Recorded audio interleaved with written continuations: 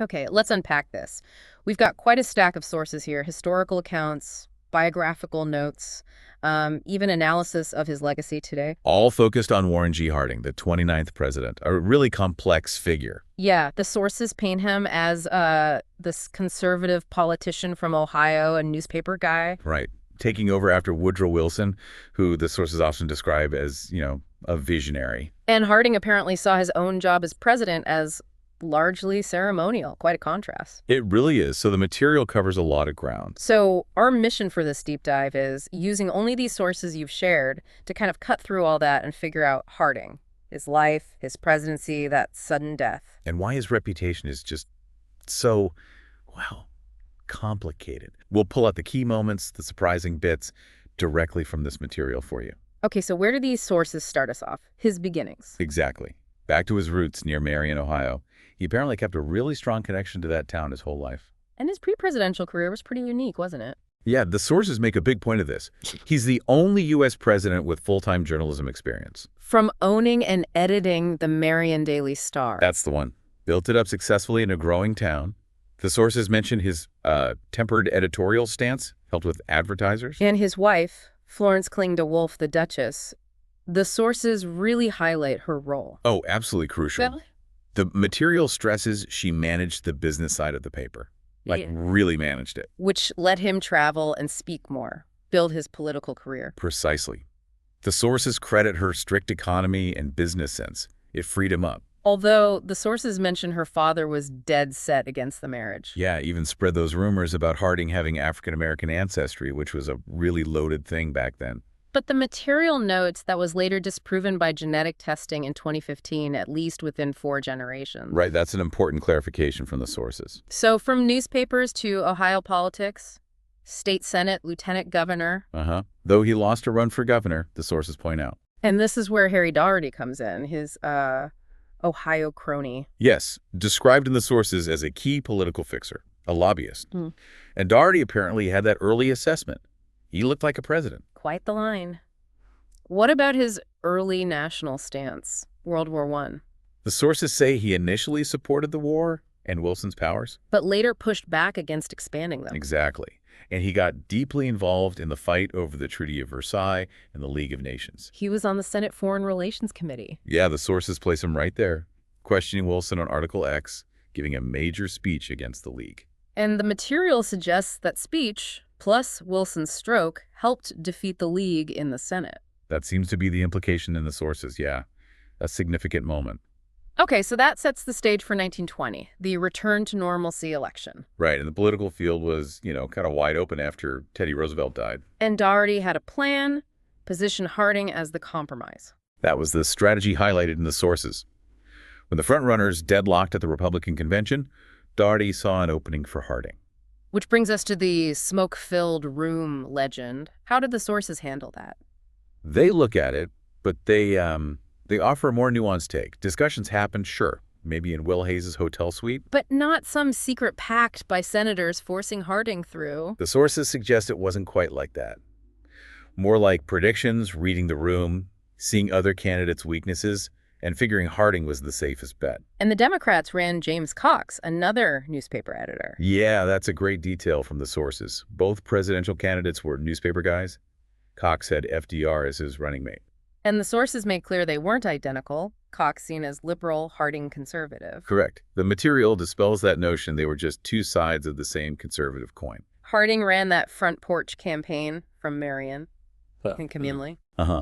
The sources suggest that strategy plus the whole normalcy theme really worked. It minimized mistakes, felt reassuring. He literally called for a president near the normal. But his speeches got mixed reviews. McAdoo called them pompous phrases. Mencken was brutal. Brutal is right. But, the sources also bring in the New York Times' view. Which was more positive. Yeah, suggesting his speeches reflected what many ordinary people were thinking, even if it wasn't perfectly articulated, kind of indeterminate thoughts. Well, whatever the critics said, he won big. 60% of the popular vote, the sources state. A landslide, really. So he gets to the White House. A subdued inauguration, apparently. And that quote the sources pick out. Our most dangerous tendency is to expect too much from the government and at the same time do too little for it. Interesting. Now, his cabinet, The sources say it was a mixed bag. A very mixed bag. You had real heavyweights, Andrew Mellon at Treasury, Herbert Hoover at Commerce, Charles Evans Hughes at State, very effective people. And they get credit for successes. Definitely. But then you had friends, acquaintances. Some just weren't up to the job, and some, well, the sources show they were downright corrupt.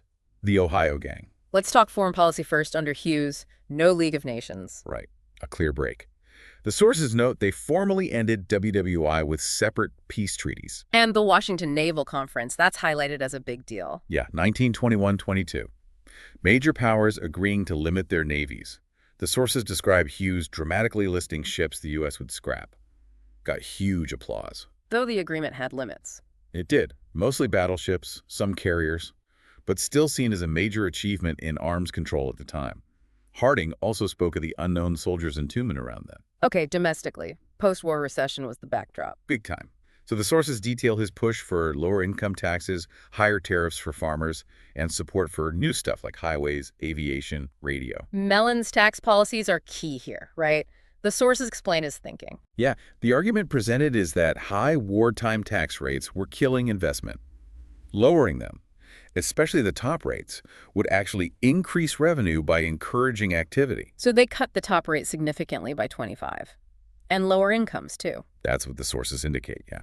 Plus, a push for deregulation and less federal spending relative to the economy. And the results. How do the sources describe the economy? Pretty striking, actually. Economy turned around by late 22. Unemployment dropped sharply. The misery index had its biggest decline ever.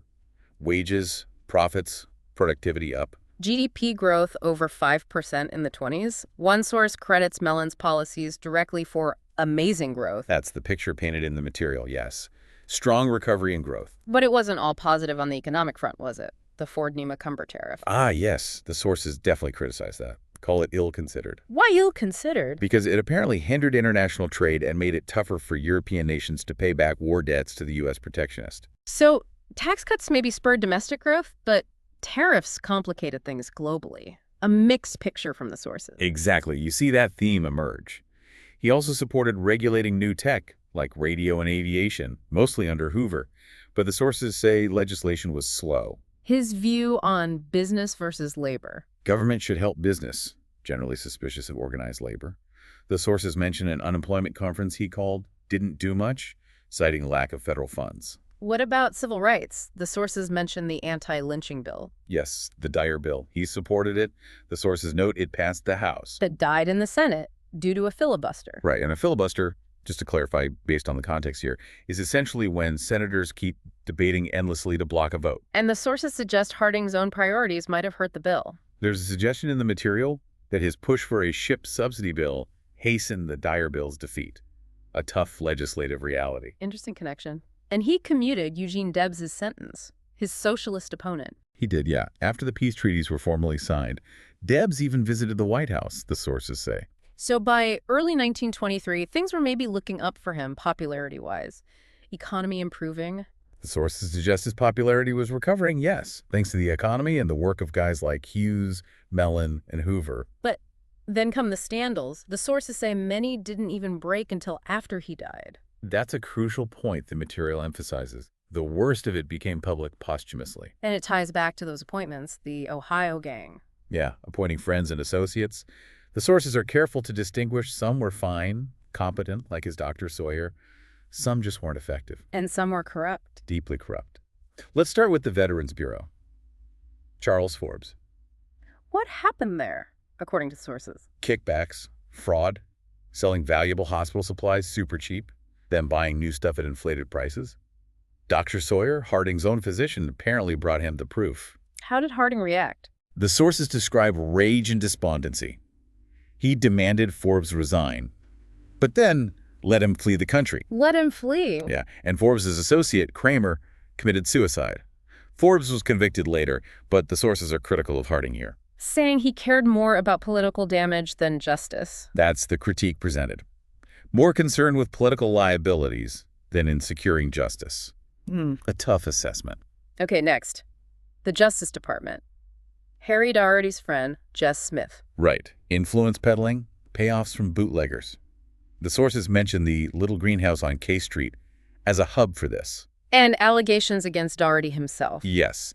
Coolidge, Harding's successor, demanded Doherty resign when he refused access to records. He faced trials. But never convicted. Hung juries. Exactly. He refused to testify, but always claimed innocence, according to the sources. Jess Smith, by the way, also committed suicide before charges were filed. And the big one, Teapot Dome. The sources called this the most damaging. By far. Involving Interior Secretary Albert Fall. He got control of naval oil reserves, Teapot Dome in Wyoming, others in California. How? Through an executive order, apparently with the Navy's okay. Then he secretly leased them to private oil companies, like Sinclair's Mammoth Oil. No bidding. The justification was military preparedness. That was the line. But Senator Walsh's investigation, after Harding died, uncovered it all. Fall's sudden wealth, his changing stories. He took the fifth. Yep. And he was convicted, first former cabinet member ever imprisoned. Sinclair, interestingly, was acquitted of bribery but served time for contempt. And the sources say there's proof Harding knew about the leases. They mention a letter showing Harding knew and approved the transfer and the leases. Connects them directly, even if the corruption was false. Wow. And on top of all this, the affairs came out. Yeah, the sources mentioned Carrie Fulton Phillips. Her letters were sealed for decades, until 2014. And Nan Britton. She rode the president's daughter. Right, in 1927. Sensational stuff, widely read. Harding denied paternity, but the sources point to that 2015 DNA test. Which confirmed he was the father. It did, adding another layer to his posthumous reputation issues. So even with all this bubbling under the surface, he goes on this voyage of understanding in summer 1923. What was that about? The sources frame it as a trip for politicking, speeches. Harding called it bloviating, and maybe some rest. His popularity was supposedly on the upswing then. Because of the economy and his better cabinet members. That's the suggestion in the material, yeah. Trying to build on that momentum. It was a tough trip, though, physically demanding. Very. The sources note signs of fatigue. He made stops across the country, gave speeches. Including that historic visit to Canada. First sitting president to go there. That's right, Vancouver. A key stop mentioned in the sources. And then it ended suddenly in San Francisco. Yes. His sudden illness and death in August 1923. The official cause, noted in the sources, was a heart attack, though there's been some historical back and forth on that. And the public reaction was huge. Profound shock, widespread mourning. The sources describe journalists praising him, leaders abroad sending condolences. His body lay in state in the capital. 9 million people lining the tracks as his funeral train went back to Marion. An incredible number mentioned in the sources. Just shows the initial outpouring of grief. He was buried in Marion, eventually in the Harding tomb. Attended by Coolidge, Hoover, Taft. A major event. But that positive view didn't last long, did it? Not at all. The sources describe a dramatic, rapid decline as the scandals and the affairs became public knowledge. Leading to those rock-bottom historical rankings, often last in presidential polls. Absolutely. Early historians were incredibly critical. That third-rate Mr. Babbitt line from the sources is pretty harsh. So the sources explain this negative view by pointing to the scandals, the sensationalism. Primarily, yes. But they also present the other side arguments that these accounts were unbalanced, that they ignored the real accomplishments of his administration. Which leads to this recent reassessment the sources talk about. Right. Some historians now argue, based on the material, that if you look at the economic record, low wartime deaths, high income growth, he should rank higher. They're trying to balance the ledger, basically. Give credit where it might be due. That seems to be the push. Yeah. Acknowledging the Hughes, Mellon, Hoover successes alongside the failures and corruption. So how did the sources ultimately frame this? The successes versus the corruption? Presidential responsibility? It's presented as very complex. The sources introduce this idea that there's no such thing as an innocent bystander in the Oval Office. Meaning, while Harding benefited when capable people like Hughes or Mellon did well, he also has to bear responsibility, the onus, for not acting decisively against the corrupt ones like Forbes and Smith, once he knew. His inaction made the negative judgment inevitable, even if not fully deserved. That's the concluding thought from the sources. His failure to punish the wrongdoers sealed his negative reputation, despite other potential positives. It shows the danger of his hands-off approach. It enabled good work, but also disaster. So what emerges from all this material is just a really multifaceted, often contradictory picture of Harding. Totally.